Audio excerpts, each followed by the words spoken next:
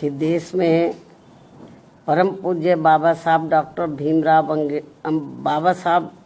भीमराव अम्बेडकर की मूवमेंट को आगे बढ़ाने वाली तथा दलितों एवं अन्य उपेक्षित वर्गों की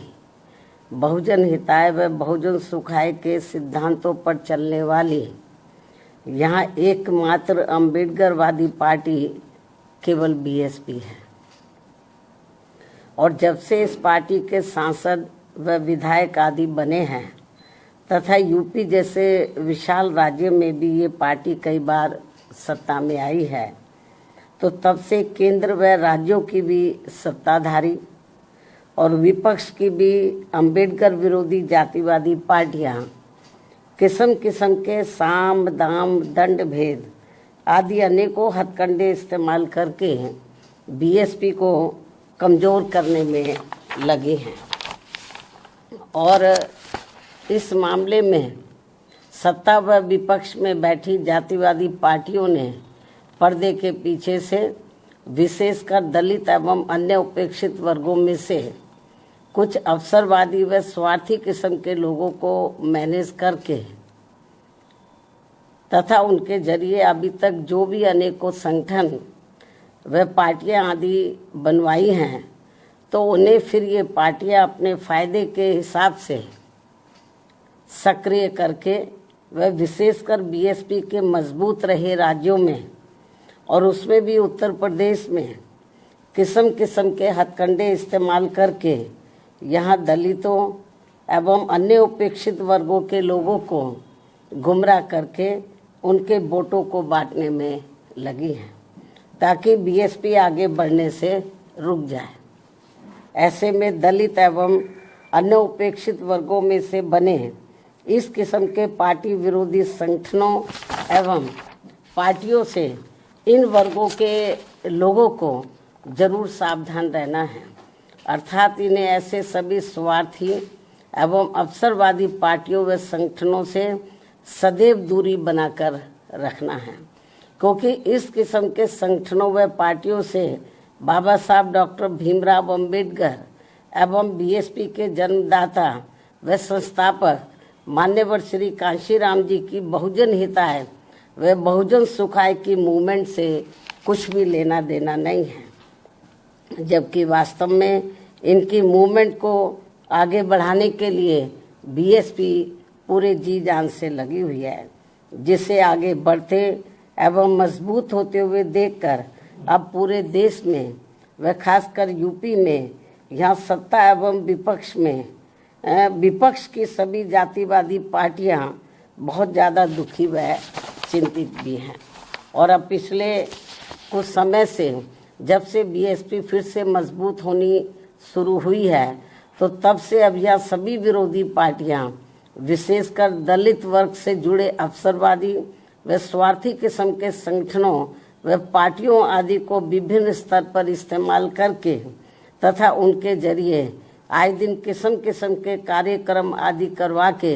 यहाँ दलितों एवं अन्य उपेक्षित वर्गों के लोगों को गुमराह करने में लगी है तथा उनकी ताकत को भी बांटने व कमज़ोर करने में लगी हुई है, जिनके बहकावे में इन वर्गों के लोगों को बिल्कुल भी नहीं आना है। और इसके लिए अब ये अवसरवादी व स्वार्थी किस्म के बने संगठन एवं पार्टियां यहाँ जातिवादी पार्टियों के हाथों में खेलकर तथा एक सोची समझी रणनीति के तहत बीएसपी के भोले भाले लोगों को अपने इन संगठनों व पार्टियों आदि से जोड़ने के लिए अब अपने कार्यक्रमों में व बैठकों आदि में मान्यवर श्री कांशीराम जी का व मेरा खुद का भी नाम लेकर ये कहते घूम रहे हैं कि हम तो इनके मिशन को ही आगे बढ़ाने में लगे हैं और इसके लिए हम बहन जी का भी काफ़ी सम्मान करते हैं। साथ ही ये भी कहते हैं कि बाबा साहब डॉक्टर भीमराव अम्बेडकर के जिस अधूरे पड़े कारवां को बीएसपी पूरा करने में लगी है, उसके साथ हम भी खड़े हैं। इस किस्म की वो बातें करते हैं लोगों को गुमराह करने के लिए। इस प्रकार से ये सब लिपड़ी चिपड़ी बातें कहकर अब ये अवसरवादी एवं स्वार्थी किस्म के संगठन एवं पार्टियां बीएसपी के लोगों को गुमराह करने में लगी है तथा इस पार्टी को कमज़ोर करने में लगी हैं। जबकि इस मामले में हमारी पार्टी का ये कहना है कि यदि इनकी इन सब बातों में रत्ती भर भी सच्चाई होती तो तब फिर ये लोग विरोधी पार्टियों के हाथों में खेलकर अपने अनेकों संगठन एवं पार्टियां आदि नहीं बनाते और फिर ये लोग सीधे बीएसपी से ही जुड़कर अपनी बहुजन हिताय व बहुजन सुखाय की पार्टी को ही मजबूत करते। लेकिन ऐसा ना करके ये लोग एक सोची समझी रणनीति के तहत इस किस्म की बातें कहकर हमारे बीएसपी से जुड़े भोले भाले दलितों एवं अन्य उपेक्षित वर्गों के लोगों को गुमराह करने में लगे हैं। इस किस्म की बातें कहकर बीएसपी को आगे बढ़ने से रोकने में लगे हैं, जिनसे इन वर्गों के लोगों को हमेशा सचेत रहना है ताकि यहाँ जातिवादी पार्टियाँ इनके जरिए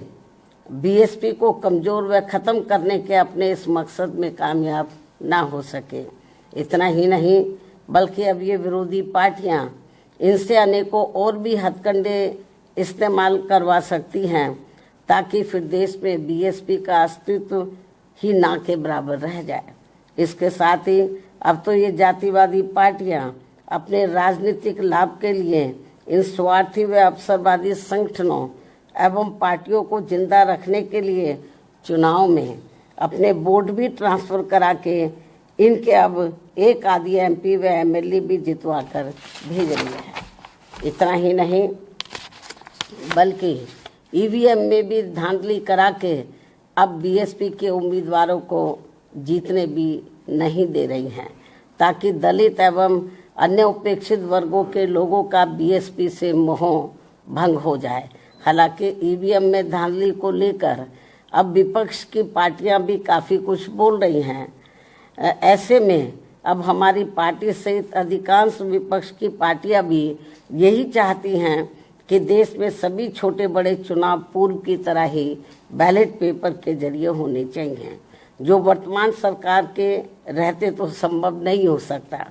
लेकिन उम्मीद है कि सत्ता परिवर्तन होने के बाद ये सब संभव हो जाए। इसलिए ऐसी संभावना के चलते अभी अपनी पार्टी के लोगों को भी कतई निराश नहीं होना है, बल्कि इनको अपनी पार्टी को हर स्तर पर मजबूत बनाते रहना बहुत ज़रूरी है, क्योंकि देश में वर्तमान में चल रहे राजनीतिक हालातों में ये ईवीएम वाला सिस्टम कभी भी बदल सकता है और फिर यहाँ बैलेट पेपर से ही देश में हर चुनाव होंगे और ऐसा हो जाने पर फिर बीएसपी के भी अच्छे दिन पुनः वापस लौट आएंगे। इस उम्मीद के साथ ही पार्टी के लोगों को यहाँ जातिवादी पार्टियों के इशारों पर बने ऐसे सभी अवसरवादी एवं स्वार्थी किस्म के संगठनों एवं पार्टियों आदि के हथकंडों से सावधानी बरतते रहना बहुत ज़रूरी है। इसके साथ ही पार्टी के लोगों को अपनी एकमात्र हितैषी पार्टी बीएसपी के जनाधार को बढ़ाने की तरफ भी इन्हें विशेष ध्यान देना है, ताकि फिर अपनी ये पार्टी खासकर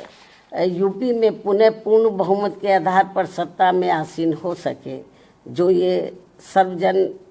के हित में होना यहाँ बहुत ज़रूरी है। इसलिए कांग्रेस, बीजेपी व सपा आदि इन पार्टियों के सहारे व इशारे पर चलकर दलित एवं अन्य उपेक्षित वर्गों की एकता व इनकी एकमात्र हितैषी एवं अम्बेडकरवादी पार्टी बीएसपी को कमज़ोर करने वाले ऐसे सभी अवसरवादी व स्वार्थी संगठनों एवं पार्टियों के नेता चाहे अपने निजी स्वार्थ में सांसद, विधायक व मंत्री आदि क्यों ना बन जाएं, तो भी इससे इन वर्गों के लोगों का कुछ भला होने वाला नहीं है। इसके अलावा यहाँ मैं ये भी कहना चाहूँगी कि पिछले कुछ समय से हमें ये देखने के लिए मिल रहा है कि देश की राजनीति में एक दूसरे के विरुद्ध द्वेष, विद्वेष, संकीर्णता व मुकदमेबाजी आदि की नकारात्मकता इस हद तक बढ़ गई है कि आए दिन नेताओं के बीच किसी न किसी विषय को लेकर होने वाली असभ्य एवं अभद्र आचरण से जनता काफ़ी हैरान व दुखी भी है कि अतः वर्तमान में चल रहे ऐसे हालातों में इन लोगों से सही जन व देश हित भला फिर कैसे संभव हो सकता है, जबकि वास्तव में देश में ऐसा फैला विषैला माहौल सीधे तौर पर यहाँ के विकास व आत्मनिर्भरता के प्रयास को बाधित कर रहा है तथा देश के धन्ना सेठों की संपत्ति अब ज़्यादातर विदेशी निवेश में जाने लगी है, जिससे यहाँ की अपार गरीबी, बेरोजगारी, अशिक्षा व पिछड़ापन आदि की ज्वलंत समस्याएं और भी ज़्यादा गंभीर होती जा रही हैं। और इस बीच भारतीय अर्थव्यवस्था में अस्थिरता की मिल रही खबरें भी अति चिंतनीय हैं। देश के जीडीपी ग्रोथ में गरीब बहुजनों की उचित भागीदारी न होना अर्थात देश के विकास में सर्व समाज का हित निहित नहीं होना, ये वास्तविक कारण है जो सबके विकास को अपेक्षित संतोष नहीं दे पा रहा है। इसलिए सबका विकास होना जरूरी है। साथ ही देश के गरीबी एवं बेरोजगारी मुक्त बहुअपेक्षित विकास यानी कि सुखी संपन्न लोगों के विकसित भारत के निर्माण में केंद्र की बहुजन हितैषी नीतियों के साथ साथ राज्यों के गुड गवर्नेंस की भी भरपूर भूमिका न होना ये भी सोचने की बात है, जबकि यूपी जैसे बड़े राज्यों को भी सबके विकास का दायित्व निभाना अत्यंत आवश्यक है। इतना ही नहीं बल्कि वर्षों से अपने देश की सीमाएं भी पूरे तौर से सुरक्षित नहीं होने के कारण यहाँ समय समय पर आतंकवादी वारदातें भी आए दिन घटित होती रहती हैं। अभी हाल ही में पहलगाम की हुई ताज़ा घटना इस बात का खास उदाहरण है, जो अति दुखद व चिंतनीय भी है, जिस पर इस समय देश में काफ़ी राजनीति भी की जा रही है। ये भी बड़े दुर्भाग्य की बात है जो नहीं होनी चाहिए। वहीं दूसरी तरफ अब देश में कोरोना का भी तेजी से प्रकोप बढ़ रहा है, जिसके रोकथाम के लिए भी सभी राज्य सरकारों को विशेष ध्यान देना चाहिए। साथ ही देश में लगातार बढ़ रही गरीबी एवं महंगाई आदि ने भी लोगों को अब काफ़ी तोड़कर रख दिया है। इनके साथ साथ इस समय देश के कुछ भागों में भारी वर्षा व तूफान आदि आने की वजह से भी लोग बहुत ज़्यादा मुश्किल में हैं। इन सब मामलों में भी केंद्र व राज्य सरकारों को जरूर ध्यान देना चाहिए। साथ ही सरकारें कार्यक्रमों के प्रति गंभीर व संवेदनशील न होने के कारण आए दिन मची भगदड़ में हो रही मौतें भी अति चिंता की बात है। इस ओर भी सरकारों को जरूर ध्यान देना चाहिए। अब मैं अपनी बात यहीं समाप्त करती हूँ। धन्यवाद। जय भीम व जय भारत।